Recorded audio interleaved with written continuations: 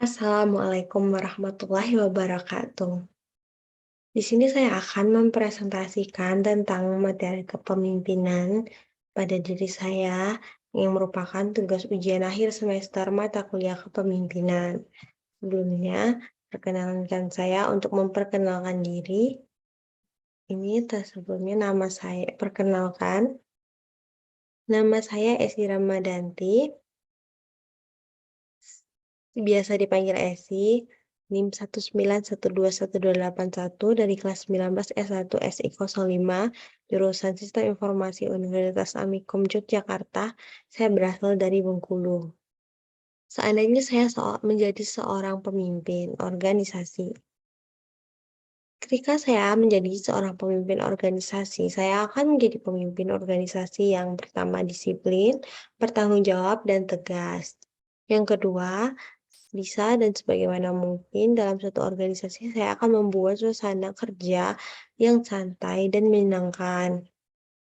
Ketiga, dapat saling bekerja sama dengan rekan kerja. Jadi, jika saya menjadi pemimpin, saya ingin memimpin dengan tidak membatasi antara pemimpin dan rekan kerja.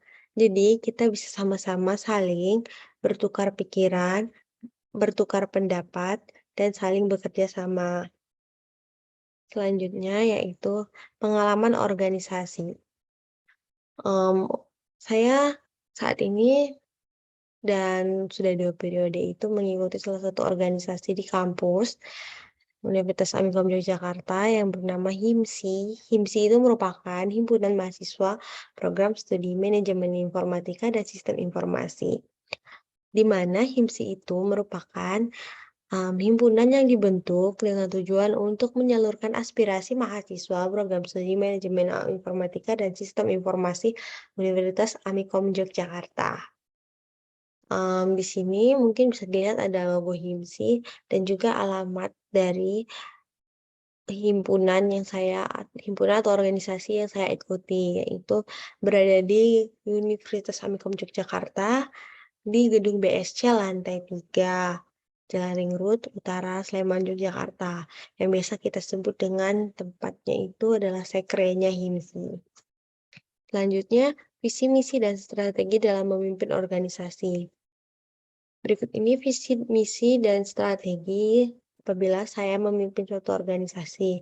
Visi saya yaitu menciptakan suasana kerja dengan nyaman dan totalitas kreatif dan berkualitas dalam bekerja, di mana mengapa visinya demikian? Karena saya ingin sebisa dan sebagaimana mungkin dalam organisasi atau, eee, perusahaan itu tuh bagaimana tim kerja kita tuh tetap nyaman dan juga meskipun mereka bisa nyaman dan santai, tetapi hasil karya mereka itu tuh tetap yang terbaik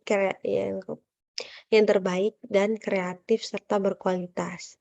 Terus misi saya itu menjalin komunikasi yang baik sesama tim kerja dan memberikan kebebasan dalam berkreasi. Jadi mereka nantinya akan bebas berkreasi tanpa batas, selagi itu positif, ke arah yang lebih baik.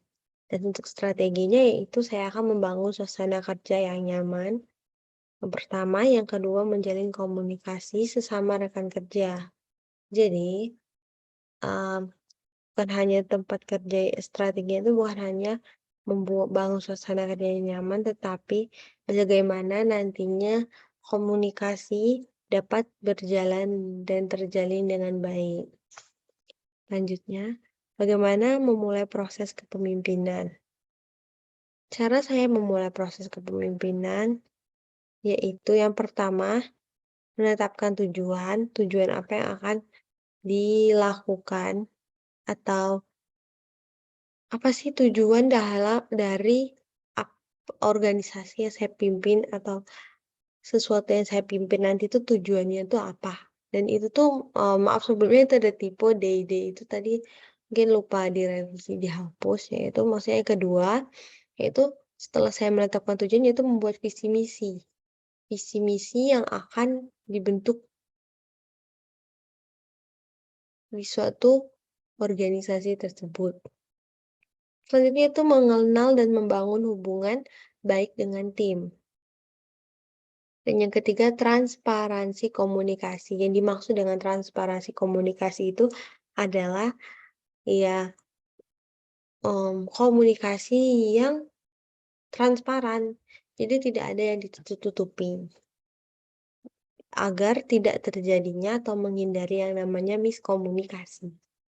Selanjutnya gaya kepemimpinan yang saya pilih itu gaya kepemimpinan yang demokratis, di mana saya memberikan kesempatan kepada rekan kerja, teman-teman kerja yang bekerja sama dengan saya untuk menyampaikan pendapat mereka, memberikan mereka ruang untuk berpendapat dan apabila semisal ada masalah atau ada sesuatu yang akan dibahas itu kita membahas secara bersama-sama, tidak mengambil atau langsung mengambil keputusan sepihak itu tidak. Jadi saya akan memilih untuk mengambil keputusan bersama-sama dan saling bertukar pikiran.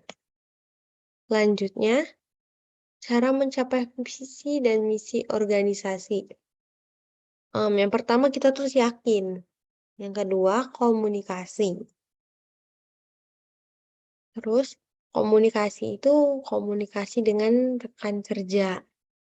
Terus yang ketiga transparansi komunikasi yaitu terbuka, tidak ada yang dirahasiakan dan saling berkomunikasi dengan baik, terus kompak peka dengan keadaan. Yang dimaksud dengan peka dengan keadaan itu di mana ketika kita waktunya kerja ya kerja, waktunya bermain ya bermain, terus juga apabila ada masalah kita hadapin sama-sama, dan apabila, mmm, ada apa-apa tuh cepet gitu dilakukan secara bersama-sama.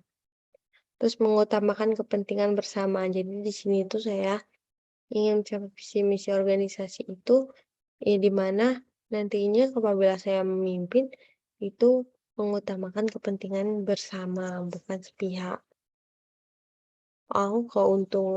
Mengutamakan kepentingan pribadi itu tidak, tapi bersama. Karena dalam suatu organisasi itu kan pasti kita akan terbentuk dalam suatu keluarga atau tim, gitu.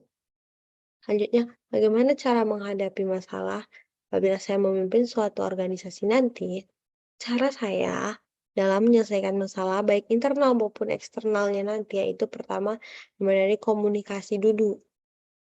Ya komunikasi dengan teman rekan kerja terus, membahas komunikasinya itu kayak, eee, saling bertukar pendapat gitu. Terus setelah itu mengambil keputusan bersama. Jadi dari masalah itu kita ses sa apa, satu tim itu bermusyawarah untuk mengambil keputusan, saling bertukar pendapat untuk apa sih yang jalan terbaik dalam menyelesaikan masalah ini dan tidak menyalahkan atau menyudutkan. Maksud tidak menyalahkan dengan menyudutkan itu. Jadi kita tuh walaupun ada masalah kita tidak menyudutkan misalnya si A itu yang salah tidak, tapi kita tuh harus sama-sama mencari jalan keluar, bukan menyudutkan salah satu pihak atau saling menyalahkan. Karena karena suatu organisasi itu apabila ingin selalu berhasil maka harus selalu kompak. Apabila saling menyalah-nyalahkan nanti kan akan terpecah-pecah. Terus langkah mempertahankan eksistensi organisasi. Langkah-langkah saya dalam mempertahankan eksistensi organisasi, yang pertama yaitu menjaga nama baik organisasi. Yang kedua relasi, yang ketiga update dengan informasi terbaru, dan yang keempat yaitu konsisten. Oh, mungkin sekian presentasi dari saya. Mohon maaf apabila terdapat salah kata dan kesalahan. Saya akhiri. Wabillahi taufiq wal hidayah. Wassalamualaikum warahmatullahi wabarakatuh.